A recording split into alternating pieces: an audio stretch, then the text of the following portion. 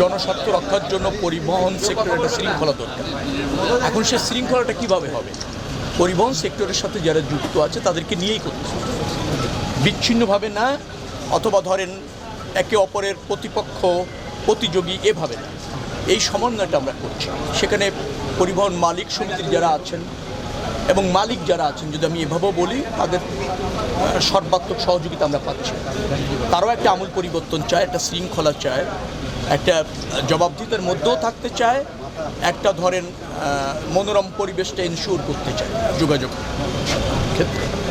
তো তাদের সহযোগিতা আছে।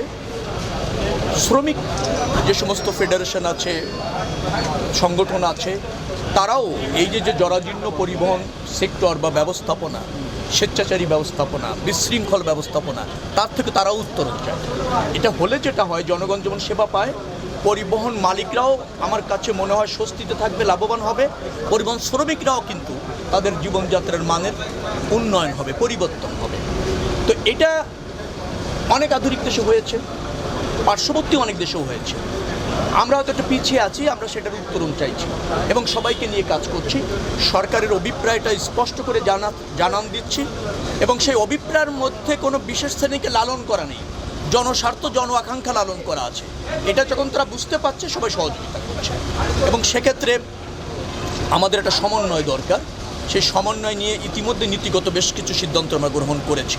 বাস্তবায়ন করবার জন্য প্রক্রিয়াটাও চিহ্নিত করেছে, অগ্রসর হচ্ছে। আমার বিশ্বাস যে একটি মাল্টি মোডাম যোগাযোগ ব্যবস্থা, যেটা আন্তর্জাতিক বিশ্বে প্রতিষ্ঠিত এবং স্বীকৃত, সেটি হয়তো বাংলাদেশেও আপনারা দ্রুততম সময়ের মধ্যে বাস্তবায়ন হতে চলেছে এবং দৃশ্যমান হবে।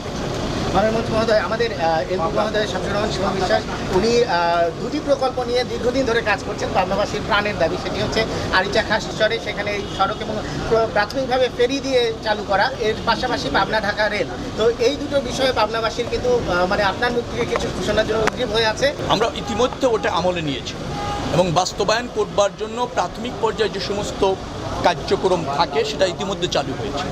ফিজিবিলিটি স্টাডি বলেন, একটা ডিপিপি প্রণয়ন বলেন, এগুলো তো একটা প্রকল্পের প্রাথমিক ধাপ।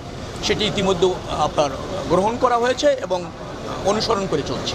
নিশ্চয়ই, যেহেতু পাবনাবাসীর দাবি একটা বৃহত্তর জনস্বার্থে, সামষ্টিক স্বার্থে, ডেফিনেটলি এটা বর্তমান সরকারের অঙ্গীকার। এবং আমি যেহেতু এই যোগাযোগ ব্যবস্থাপনাটা দেখছি, রেল, সড়ক এবং নৌ, ওখানে নৌ এবং সড়ক দুটেরই একটা, আপনি যে প্রকল্পটা মেনশন করেছেন, দুটেরই একটা কিন্তু গুরুত্বপূর্ণ ভূমিকা আছে। তো সেটা সমন্বয় করে ইতিমধ্যে আমরা ওটা অগ্রসর হচ্ছি। আমার বিশ্বাস যে দ্রুততম সময়ের মধ্যেও অগ্রাধিকার ভিত্তিতে ওই প্রকল্পটি বাস্তবায়নের জন্য সরকার গ্রহণ করবে। আগস্টের মধ্যে ঢাকা পাবনা একটা রেল চালু করতে চলেছি। লোকোমোটিভ ইতিমধ্যে প্রস্তুত আছে, আমাদের কোচ আসছে।